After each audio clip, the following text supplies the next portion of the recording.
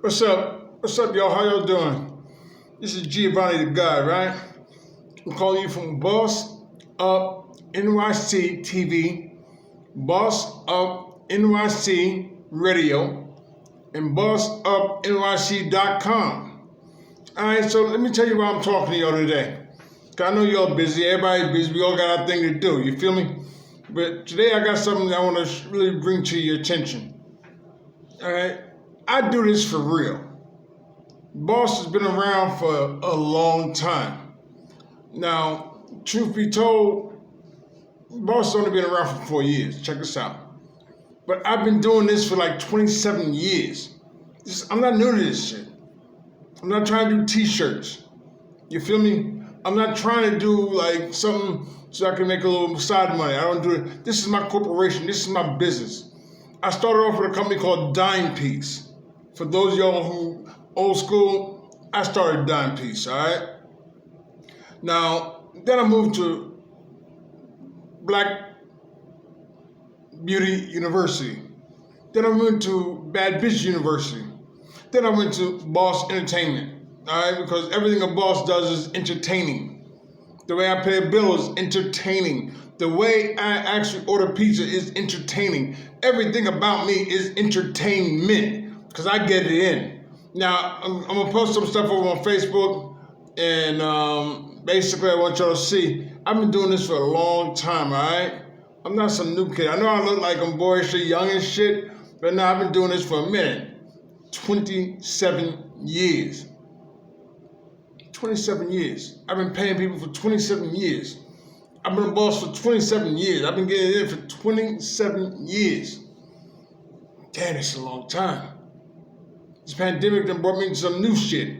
Because I never thought when I started off, my first big break was I dressed Little Kim for the awards show. And that was my first big break. I would have never thought if you had told me back then that I'd be having my own TV station, my own radio station and shit like that I'd be getting in like that. No, I never thought that way. Never thought that way in a million years. This coronavirus has introduced me some new shit. I'm writing books now. I'm writing an encyclopedia now. And let me just go ahead and give my public announcement so nobody get it twisted. Don't nobody get this twisted. I believe the black woman is God. I believe the black man with knowledge of self is God. I also believe that together we can raise the black child, and that creates the divine family of God the Creator. Understand that. Now, I don't want you to think I'm just talking some slick East Coast shit. I'm going to tell you what that really means. God the Creator created the universe, the worlds, the planets, the sun, the moon, the stars, the whole 9 yards, right? But God the Creator has never once rolled the clouds back and gave somebody his divine ATM card and said, go pay your bill. God doesn't do that. God never said, you know what, I ain't got nothing better to do. I'm going to go to Walmart and buy some food and give it to people and feed them. No, God doesn't do that. Not the Creator.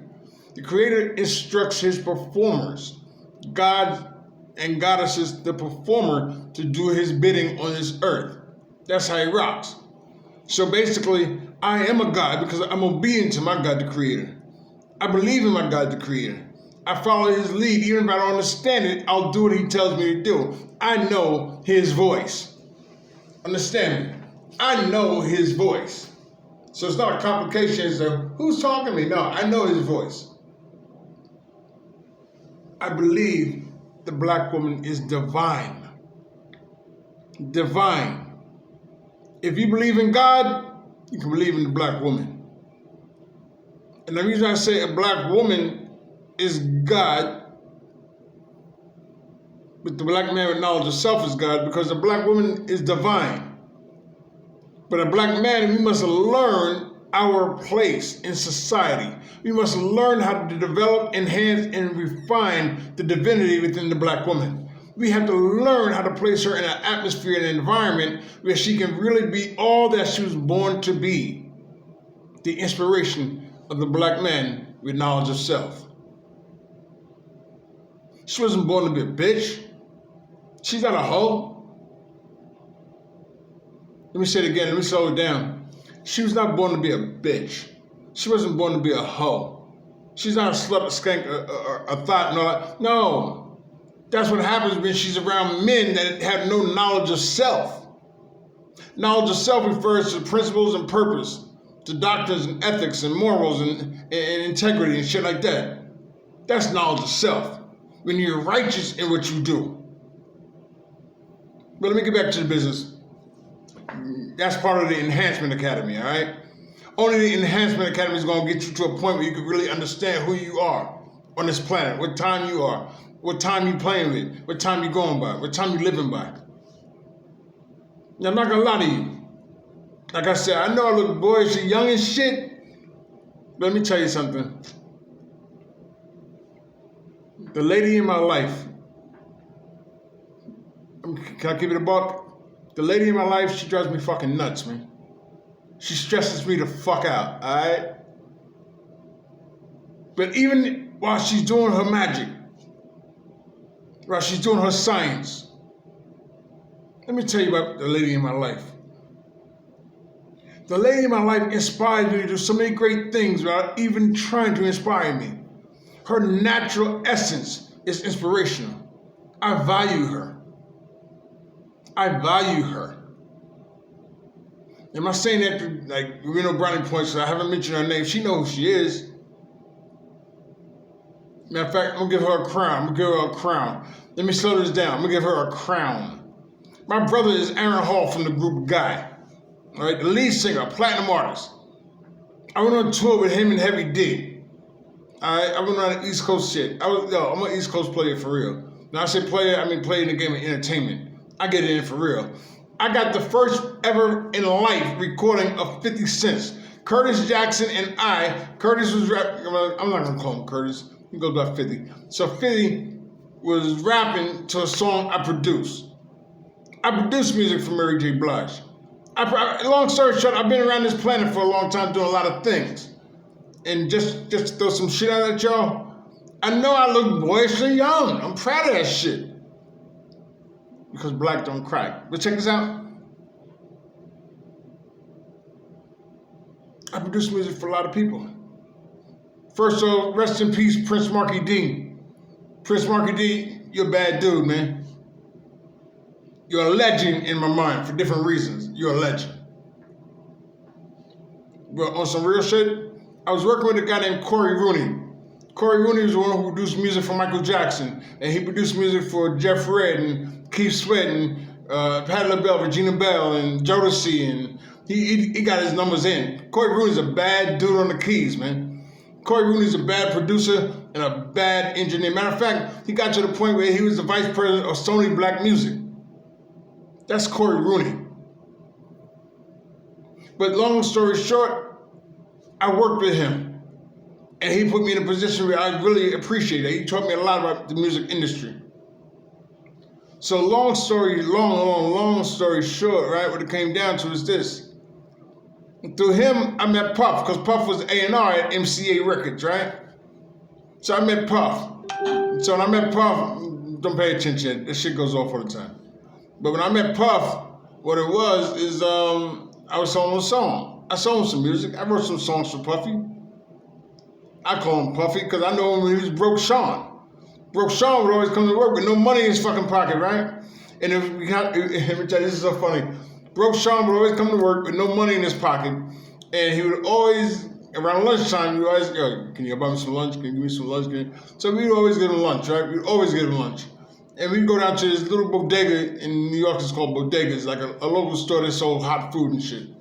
So we go to the bodega, and there was one like, MCA was on 48th Street and 7th Avenue. And the bodega was on, I think, 51st and 7th Avenue. So we go there and we get him some Chinese food. They were selling Chinese food and shit. And he never had money. He was always Broke Sean. Broke Sean, that was his nickname, Broke Sean. So long story short, because my brother, Aaron Hall, was up there, he was doing his thing major, I would hang out with him like that. Now, Prince Marky D was a funny dude, because Prince Marky D was on some bullshit. He was an arrogant dude, man. I love that nigga. He was an arrogant dude. So we standing in the lobby one day, it's me, Aaron, is KC and JoJo from Jodeci. Who was it? G-Rap. and Prince Marky D, Heavy D, and there was one other dude. And we standing around, we just talking, we just talking our shit. Oh, Teddy Riley, what the fuck was wrong with me? Teddy Riley was there, right? So we just sitting there bugging out, and I'm like, yo, what we doing for lunch, bro? What we doing for lunch? So Prince Marky D, let me show you this nigga was an asshole, man. I love that nigga. The nigga was an asshole. Let me tell you what he did. He didn't like me. Me and him had beef over one song. Me and Corey was doing our thing, we was making our music, and that nigga Mark walked in because Corey had a studio in Mark's house. Him and Mark was like family. So we had Mark's house upstairs in the studio, and we doing our thing, and Mark walks in, and while we doing our thing, he said, yo, you should change that beat, man. I said, nah, the beat's good. He said, that beat is bullshit.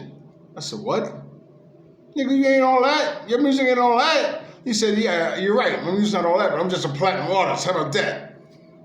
I said, yeah, but you're not a platinum artist for you. You remember a group called the Fat Boys. You know for me, that fat bastard, nigga. He's like, yo, so what, man? So what? So, only because now I gotta say very, very, very, very carefully.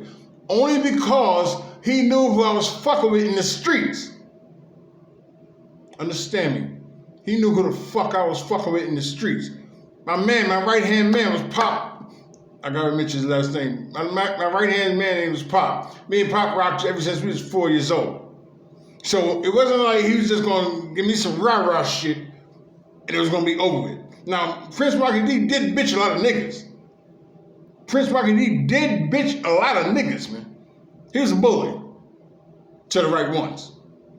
Like Pop always say, he had the right plan with the wrong man. So you're not gonna just bark at me and think it's gonna be over with like that. Nigga, you know what kind of work we put in. You're not gonna just do me like that. So long story short, he's like, yo, that's bullshit. I'm like, yeah, fuck you then. So ever since that day, we never liked each other. He would always try to clown me. I was driving, don't laugh. I was driving a 64 Dodge Dart. Love that shit. That shit's a classic. I wish I could find one today. I'd give my Benz up for that shit. A Dodge Dart, nigga? That nigga, let me tell you, that is the business. So long story short, Prince was driving like a 280Z, the year-to-date shit. His shit was banging. So he says, yo, for lunch, let's go to Disney World, have a burger. Now we in New York. That nigga said, yo, let's go to Disney World, have a burger. I know a good shop there. I looked at this nigga like, this piece of shit nigga, man. You wanna go to Florida for a fucking cheeseburger, nigga? So of course, everybody was doing, yo, let's go to Florida. Fuck it, let's go to, I couldn't go to Florida. Do you know how much a ticket costs for a same day flight? If you order on a Monday and you leave on a Monday, that shit's almost like $4,000. I ain't got no record company on me like that. So long story short, I didn't like the nigga. Nigga didn't like me. He made no qualms about it. He didn't like me. But he loved Pop though. So I thought. And so we thought. Me and Pop and his brother Lou, I'm gonna call him Lou. Me, Pop, and Lou was in a group called Ivy League. And our songs was banging. Banging. Matter of fact, let me call Pop. Nah. Yeah, no, I'm debating. Me and Pop had some banging shit. Me, Pop, and Lou. Our songs was banging. Matter of fact, our songs were so hot. Oh, fuck it. Our songs were so hot, the nigga Prince Marky D ripped us off. That's how, and let me tell you, he didn't just rip us off. He ripped us off and sold our song to MCA through Puffy, and Puffy put our shit on a movie called Strictly Business with Eddie Murphy and Halle Berry. So the theme song for that movie, that's our shit. And that's not even a matter of my words. I got it copywritten. My shit's all legit. So that nigga got me for that. So that was always like a private love-hate kind of thing. If I ever seen the niggas, if they ever saw me, they would always say, you're wrong. Or, I know the way you feel. I know the way you feel.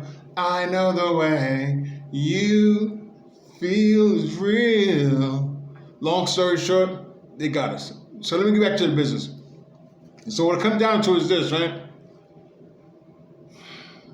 Prince Markie Dee passed away February 18th, 2021. Rest his soul in peace. There's a lot of us who are still living. There's a lot of us there's a lot of us There's a lot of us there is a lot of us that got to deal with this shit. This coronavirus is bigger than we think. It's not just about a cold, a flu. It's not just about niggas dying. No, niggas that deal with it, we gotta deal with it. We gotta get it in. Now, if you look like me, I'm trying to rock with you.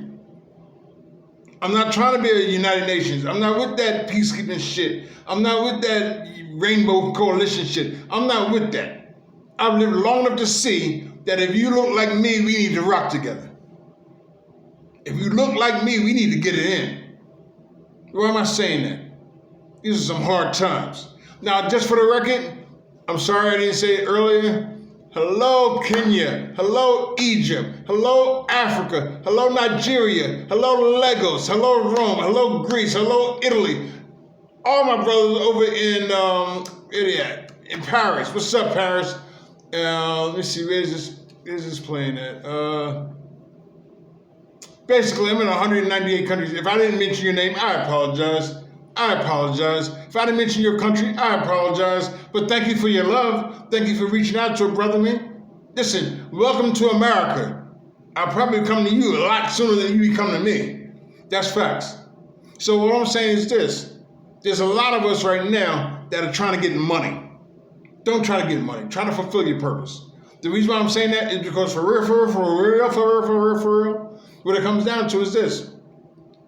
We are going through a life-changing moment. We're writing history as we speak.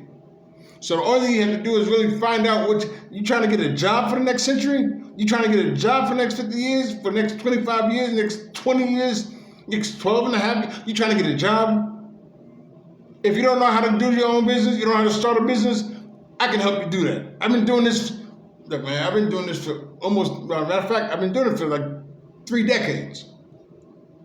I've owned businesses for legitimate businesses for 3 decades.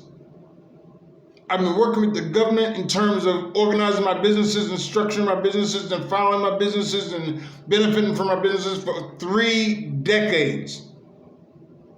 My first corporation was a major corporation, a major record company in New York called, oh man, what the hell was that company called? Global Records. That's crazy, right? 30 years ago, I created a company called the Global Record Corporation. Global Records. And I'm going to say shout out to you, Terry Lee. You know who you are. You know where you are. Shout out to you, Terry Lee. I give you credit for what you did. I'm sorry for the way we parted ways. I really had nothing to do with that, man. I wasn't coming after you. I loved you like I love myself. You put it in. I salute you 100%. My brother, you did a hell of a job, man. Thank you. You believed in the nigga, man. You believed in the nigga, man. Let me say it one time. You believed in the nigga. Thank you. I had nothing to do with Grim. Understand that? I mean, I did, but not like that. I had nothing to do with any issue you and Grim might have had. I'm sorry we parted ways the way we did. Shout out to Lord. You know who you are, Lord. Thank you for believing that nigga, man. Why am I saying this? Shout out to Sharjeen. Shout out to Pop. I'm not answering no phones right now. Who's calling me right now? So long story short, let me turn this down. So long story short, what it comes down to is that, in all seriousness, I had people that believed in me. And they put me in position to do a lot of things. And thank God I was able to do a lot of things. Me and Pop's gonna be on this in a little bit. We're gonna do our thing about New York. The good old days. That's gonna be the name of the show. The good old days. But I just want y'all to know, like for real, I believe in y'all. I don't have to know you. You fuck up, I'm firing you. I don't care about that. Money comes and goes. Whether we selling crack or Cracker Jacks, money's gonna come and go. So it's not the money I'm taking. I'm not worried about the money coming and going. All I'm trying to do is fulfill purpose. My purpose is a life changer. I can't fit into your life, but I can change your life for the better.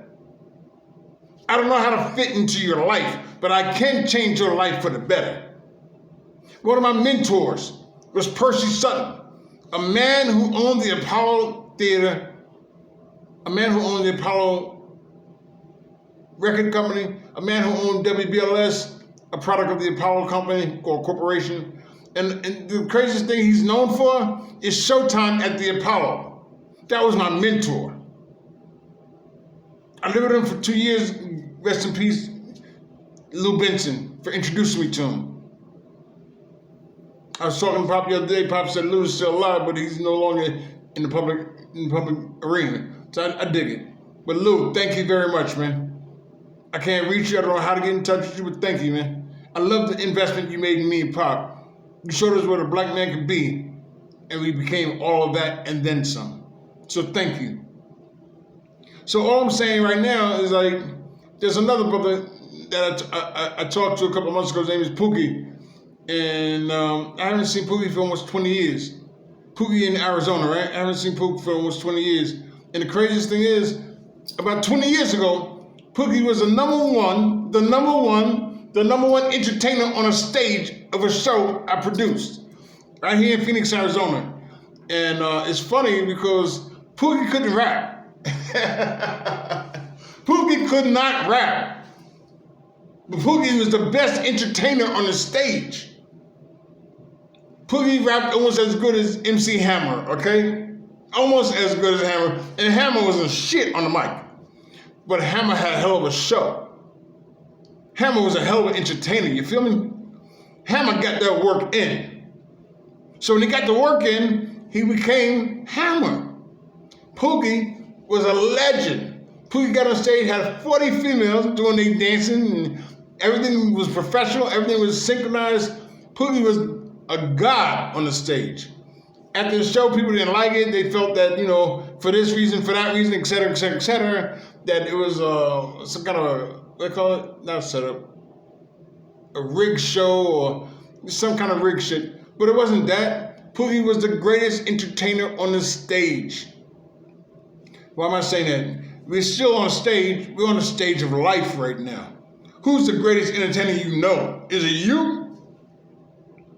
Because if it's not you, you shouldn't even be in that room. You shouldn't be in that auditorium. You should not be in that venue. This is your stage of life right now. My question is, what the fuck are you doing with your performance right now? If all you want to do is get with it, I'm old school, all right? I know I look good, straight young, but I'm 57. But for real, all you want to do is smoke, let's smoke. Be proud of that shit.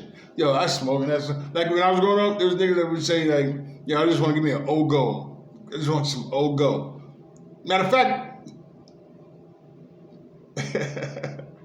there were several brothers whose nickname was Old Go, because that's all the fuck they did. Day in and day out, they drinking a fifth. They drinking a 40 ounce. That was their shit. What's up, Old Go? Yo, what's up, man? You doing? What you doing? You know what I'm doing? You know? Nigga, no. I couldn't do that. My life involved more than me getting drunk. Now, I'm not judging you. If all you want to do is smoke, smoke. Get lifted. Get elevated for real. But your bills are still going on. You still got obligations, responsibilities. And the crazy shit is this. If you ever got with somebody of the opposite sex who wanted to smoke with you, you probably done fucked around and got a kid or two. So if you got children, they don't want to smoke, they want to eat. They don't want to smoke, they want to eat food. She gonna tell her, hey, roll a blunt, roll a backwood. If you're hungry, go get that backwood out the freezer. How you gonna do that? If all your life is involving is good times and fun, then you're fucking retarded then. Straight talk, then you're fucking retarded then. You know why? Because the only ones who like fun all day long are children. Adults don't deal in fun. We deal in happiness and joy. When a nigga tell me you want to have fun, I don't even fuck with him no more. You know why? Because I know you on that child shit. You're not playing games. You on a child level. You on a child energy, a frequency for children. You want to have fun. Nigga, rent got to be paid, mortgages got to be paid, car payments got to be paid, insurance got to be paid, and you want to have fun? You probably want lights on in your fucking house, right? All right, cool. You probably want food in your fucking fridge, right? How about you have fun? Who does that? I'm not gonna say where they do that because you go to any Circle K, any 7-Eleven and look behind the dumpster and there's people like that having fun. That's what they strove for, that's what they got. They got fun. Hear what I'm saying? I got an offer to make. I got a real serious offer to make. I'm trying to offer, I don't know, I'm thinking between $2,500 and $5,000. Between $2,500 and $5,000, I'm gonna call that the boss stimulus package. Somebody's gonna get it. Somebody's gonna get it. I got a second offer, matter of fact. I'm not gonna make the first one first. I'm gonna make the first one second, then make the second one first. I need somebody to make me some jewelry. Now, Goddess Ayana, you know you make that organite, your shit is banging. Love what you do. Love what you do. However, I need some organite. I'll tell you why. I'm trying to buy it in mass quantities. Matter of fact, I want to partner with somebody and I'll fund the jewelry being made. You'll ship it to me once it's done and we'll sell it worldwide. Fair enough? Understand what I'm saying to you? I'm doing things right now that really I never saw in the future, but again, I obey my creator. Because I do, he's instructing me on what to do. Everybody wants to get into eyelash business or the hair business, and that's all good and well, man. Everybody ain't got money for hair, and everybody ain't got money for nails. But I got a blueprint. I got an outline for a business that's gonna rock this world. No, I'm not selling computers, and no, I'm not making no telecommunication device. But it's gonna really change, it's gonna make a difference in the lives of people who's rocking with me. Boss Enlightenment Academy is a real thing. Boss Money Moves is a real thing. Y'all need to really get it in. You need money now? You need to really get it in. Brother Polite, yeah, salute to you, man. I made $18,000 with Brother Polite with his stock courses. Gold in the crisis is a real science. I made 18 racks with Brother Polite, another brother from Brooklyn, all right? And let me tell you something. I had never messed with stocks. I've always avoided stocks because I didn't understand it. I was too focused on doing what I was doing to take the time to learn how to do something new. However, this coronavirus is giving me more than enough time to study and read and learn. That's what I'm doing with my time. Now, I'm not saying you got to do the same thing. Because if you want to twerk, smoke, do whatever you do, then do it. And do it well. And do it like you're doing it for TV. But on some real shit, you're going to pay or be rewarded for everything you do in this life. You're either going to pay for it, you're going to be rewarded for it, or you're going to have to deal with the consequences, one way or the other. Those are facts. Don't debate me. Like my man Pharaoh says, don't debate me. You can't debate me. You're going to deal with it, you're going to be rewarded for it, or you're going to have to deal with the consequences. You're going to pay for it, deal with it, or be rewarded for it. Those are actual facts. So why am I saying all this? What's the whole point? The point is, I want y'all to know, the Boss Enlightenment Academy is real. Boss Entertainment is real. It's real. I don't do t-shirts. I dress celebrities. I wardrobe movies. I film. You know what? Let me do this in the next 30 seconds. Let me try to bring this whole resume out. I design clothes. I'm a 7-time New York Fashion Week New Designer of the Year. Designer. Okay, that's number 1. I produce films. Number 2. Number 3. I direct films. Number 4. I star in films. Number 5. I produce music. Number 6. I've been on multiple tracks. Number 7. and this is where it gets really good. I passed the Arizona bar, so I practice law, right? So I don't practice law privately and publicly. I do it privately. You have to know. You have to be somebody I rock with to help you out. Okay, number 7. I own a TV station, so I'm producing television now. Number 8, producing radio. Number 9, I'm a former air personality. I was in Virginia. I was a radio host, a radio personality. Number 10, I'm an author. Number 11, I'm not trying to impress you. Give a fuck if you like me. You can't even like me. You gotta love me. You don't love me because of me, my efforts. You love me because my creator is inside of me. And if you believe in the creator, you got to love me. Understand who you're dealing with. I'm not just some dude trying to be slick. I'm a man of principle and purpose. You feel me? I'm a man of ethics and integrity. You feel me? I'm a life enhancer. I am not going to fit into your life. I'm going to change your life for the better. And if you don't want to change for the better, I'm good with that too. I tell you, every 7-Eleven and every Circle K got people in the back of the dumpsters having fun. You feel me? They having fun. Get with me, man. Let's change the world. Let's change your children's life. Fuck me. I'm nobody to you. You don't know me. I could be driving around in a Honda or a Kia. I don't know. But why don't you do this? Why don't you at least roll the dice and take a gamble that maybe life can be better for you? Why don't you roll the